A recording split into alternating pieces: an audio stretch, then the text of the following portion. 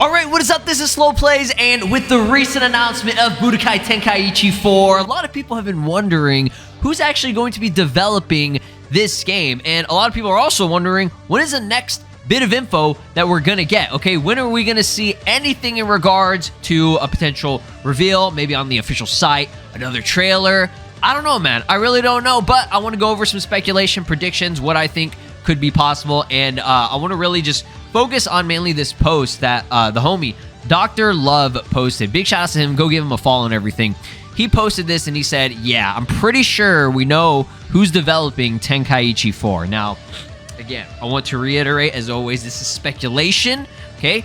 Not saying that this is 100% official or anything. We don't know anything about this game ever since it got revealed, which it's almost been 2 months ago, guys. Can you believe that? It's been that long. I assure you, as soon as new info drops, people are going to lose their mind. The internet's going to go crazy like it did before.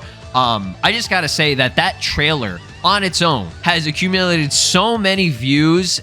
It's insane. Okay, like I think the trailer that's up with like the most amount of views, it has like over like 4 million views, which is pretty big for a Dragon Ball game. Okay, I think that's like one of the most like highest viewed probably trailers for a Dragon Ball game in recent times. You know what I'm saying? So that alone should tell you that this game is gonna go crazy hard. Now, this could be a good thing or a bad thing, okay, for some people. I know first reaction is not a good one whenever you see this, okay? So again, Spike, okay, you guys know they were the original developers of the original Tenkaichi series, okay? So that's an excellent thing. That's a great thing, right? But Spike is no longer just Spike. It's Spike Chunsoft, okay? And we've discussed this on the channel before and everything. With Spike Chunsoft, I'm pretty sure it's not, you know, it doesn't have like the same people and everything. You know, it's like a new company, but they still retain, you know, that same brand and everything. So what it looks to me, and from these images that he posted, and I mean, I kind of noticed it, but I never really looked into it like this, and especially the top picture and the bottom picture, okay? When you see the direct facial features of these characters, it's kind of jarring and mind-blowing that it looks pretty much identical, okay? Now, big shout-outs to Intangible Intensity. They were talking about this a lot earlier, okay, like 15 days ago, okay? So that was a while ago, right? But they brought this up, and they had a great comparison in terms of what it looks like, okay? So I believe on the left side, I think that's Raging Blast. I think that's Raging Blast 1, because Raging Blast 1 and Raging Blast 2 had different graphic styles and like shaders in a way. Raging Blast 1 was cel-shaded, and Raging Blast 2 was more, I don't know what you want to consider that. It's like, it looks more like a video game. You know what I mean? Like, Raging Blast 1, honestly, looked great. It actually looked like pretty good. You know what I'm saying? But then you compare, okay, the eyes, like eye shape, the curved eye shape, and the biggest thing that sold it for me, where I was like, bro, this has got to be Spike, is the mouth, dude. The mouth. Look at the mouth on these. Look at the mouth. It has a very distinct look where it's like one side, okay, it's not like perfectly symmetrical. You know what I mean? One side is like it's like a half smile type of thing, because you can see it on the Tenkaichi 4 one.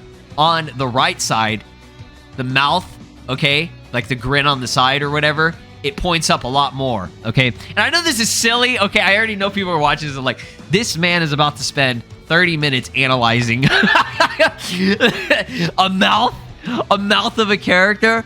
But, I mean, we have to do it, right? We got to do it because they haven't come out with any information at all on anything about this game. We still have no idea who the developers are, but I'm glad Dr. Love pointed this out, because when you see it, you're like, bro, it's literally identical. Now, obviously, they have greatly improved this model, okay, of the characters, okay? From what we're seeing with Goku, looks much cleaner, okay? It's smooth as hell. His hair looks fantastic. The cel-shaded look is perfect. Like, this is one of the best-looking Dragon Ball games, you know, that I've ever seen, right? And we haven't had a Dragon Ball game that looked, you know, this good probably since, like, Fighters. But, like, if you look at this and you compare it to Fighters, like, I'm just going to say it right now, this looks way better than Fighters, okay? So, model-wise, I mean, Raging Blast and the Tenkaichi series, which, you know, are all in the Tenkaichi series. Raging Blast and Ultimate Tenkaichi are still part of the Raging Blast series. Like I said, it's basically the same models. They kind of touched it up and everything.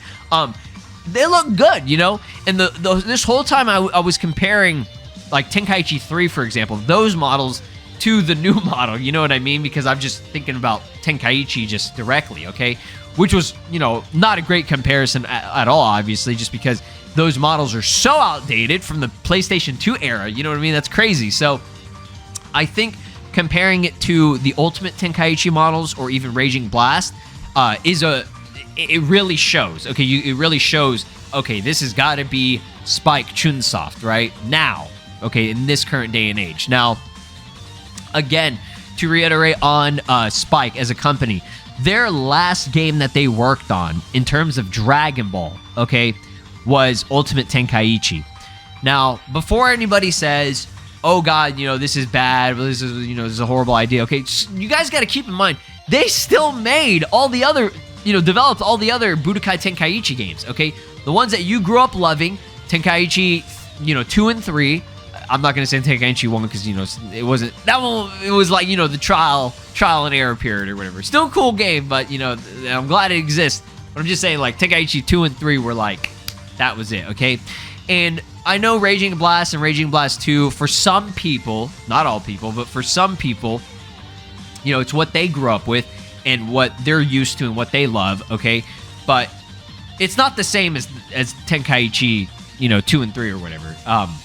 I personally feel like the Raging Blast series felt more stiff, okay, a little bit more stiff. Like I said, the gameplay is different and everything. Still a great game. It just released at a bad time, you know, not a bad time necessarily, but like, you know, there was no anime and anything going on, and just like, sales weren't that great for these games. You know, I think Tenkaichi, you know, like 2 and 3, that was like peak Spike video games, you know what I mean? And then obviously they did Tenkaichi Tag Team, which was just the PSP version of Tenkaichi, which I think that the gameplay on that was still pretty decent. But, I mean, again, it's a portable version of, basically, you know, the graphics were lowered and everything, and it wasn't exactly the same, but you knew what they were going for. Now, I'm not even going to consider Ultimate Tenkaichi, okay, when I'm, like, you know, trying to relate these games together, just because Ultimate Tenkaichi, they weren't even trying to make it like Budokai Tenkaichi. Obviously, the gameplay was rock, paper, scissors. It was completely different. You were going for something different and new. So yeah, you can't really, you know, hate on the company because of the recent game that they released, all right? Now, when it comes to Spike Chunsoft, the only game that they developed that was Dragon Ball related has been Dragon Ball Z for Kinect, okay? And again, we're not going to count that just because this game it played completely different. It was supposed to be using the Kinect. It was supposed to be like, oh, real life fighting. Obviously, not great.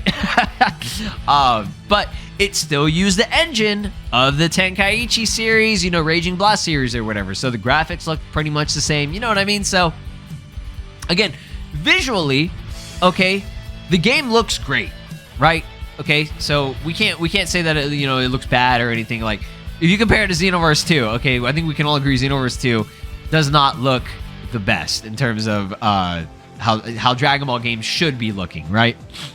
Now, they also worked on J-Stars, Victory Versus, and Victory Versus Plus, and all the, all these games and all that. So, those games, in my opinion, the J-Stars Victory, pretty good. I thought it was, it was a fun game. And I know people are gonna point this one out too. Let's go. Let's get into it. Okay, these two recent games, Jump Force and One Punch Man, a hero nobody knows. Okay. I know people are going to bring that up and be like, oh no, because those two games right there, those are the big problems, okay? But here's the thing, it's like, they develop games that are, some are good and some are bad, okay? So you can't really say that, oh, this is going to be a bad idea. I personally think that, if Spike Chunsoft is showing promise in terms of the models, okay, which they are so far, like, it's going to be very hard to mess this up. Do you guys feel me on this? Like, it's very difficult to mess a game up like this that already has such a great foundation, okay? Even with Raging Blast, whenever they did all that, okay? And it changed up a little bit and everything, and there weren't as many characters, you know, there were problems with it. Still a great game. I think we can all agree that the Raging Blast series has a very, very large fan base behind it, especially nowadays. You know, I still see people saying that they want to see a Raging Blast 3, okay? Like, people wouldn't say that if they didn't care about the series, you know what I mean? So there's obviously a big fan base still behind it. So Tenkaichi 4 has the potential of being fantastic, all right? So let's talk about information. When could we possibly see any bit of info on this game next? Honestly, they could drop info at any point in time, okay? When it comes to these new Dragon Ball games, now that we have an official website, and Bandai Namco is just, you know, they're going to be posting trailers. They're going to be the ones that are going to be posting this stuff. It could be literally any time, okay? There's no, like, you know, set, okay, we have to be releasing it, you know, a month from today, a couple months from today during the summer. Now, I will say, in regards to E3, I'm sure you guys are aware of the recent news that they posted, was that ReedPop and the Entertainment Software Association, ESA, have announced that both the digital and physical events for E3 2023 are canceled. Very sad news. I grew up, you know, every single year, ever since E3 was a thing, I would always watch it because it was the only way that you could get all the big information and reveals on the games upcoming for the year and beyond, okay? Now, ever since 2020, you guys know a lot of companies, a lot of things have, you know, disappeared because, you know, it's just, you know, the funding is not there, and, you know, people just weren't able to attend these events physically, okay? So, unfortunately, this seems to be the case, and it's not only just that, it was because all these but all these companies, like, in terms of gaming, like PlayStation, Xbox, Nintendo, they all have their own little mini events that they do throughout the year. Okay, like Nintendo has Nintendo Direct, PlayStation has PlayStation has like their thing that they do where it's basically like a Nintendo Direct.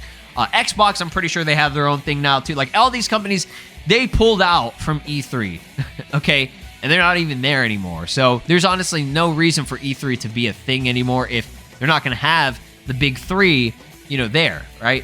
But don't worry, okay, because we do have the replacement that's been going on for the past, you know, few years now, okay? And that's called Summer Game Fest.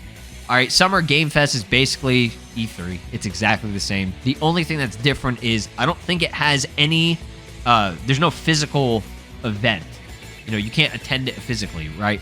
But again, a lot of people these days don't really go to these events to, you know, compared to in the past, right?